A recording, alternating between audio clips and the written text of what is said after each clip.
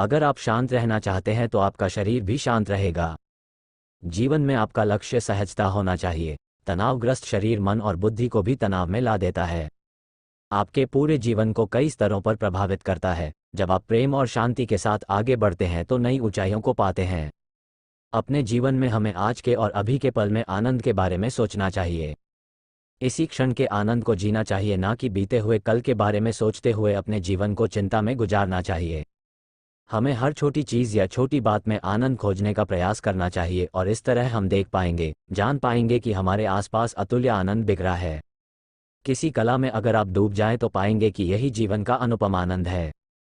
जो लोग मृत हैं वे डूब नहीं सकते, डूब तो वे ही पाते हैं जो जीवित हैं। जीवन में हमें आनंद लेने की कला सीखना चाहिए, किसी भी तरह के प्रतिरोध की नहीं। ये गहरे अनुभव की बात है और हर किसी का ये प्रयास होना चाहिए कि वह जीवन को अनुभूत करे। तो ये कैसे संभव है कि जीवन का आनंद लिया जाए और उसका प्रतिरोध न किया जाए? माना कि प्रतिरोध या लड़ाई भी जीवन का ही हिस्सा है, लेकिन जीवन इसी में ना बीत जाए। बुद्धिमत्ता के साथ जीने में ये सीखना जरूरी है कि सहज कैसे हुआ जाए। सहज होना सीखना ही जीवन का उद्देश्य होना चाहिए। जूडो बहुत ही सौम्य और सहज बनने की कला है।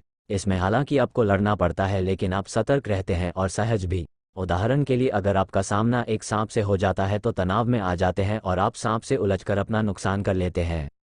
लेकिन अगर आप सतर्क और सहज हैं तो आपको सांप के साथ छेड़छाड़ या उलझने की जरूरत ही नहीं है, बल्कि आप उसे चुपचाप निकल जाने देंगे। केवल तभी लड़ें जबकि उसकी बहुत जरूरत हो, और इस तरह आपकी लड़ाई भी सहज होने में आपकी मदद करेगी। जब कोई आप पर चिल्लाता है तो अपने शरीर को सहज बनाए रखें, लेकिन उस बात पर गौर करें जो कही जा रही है। जब आप सतर्क हैं तो आपका दिमाग शांत रहेगा। आपका शरीर इस तरह की स्थिति में आपकी मदद करेगा।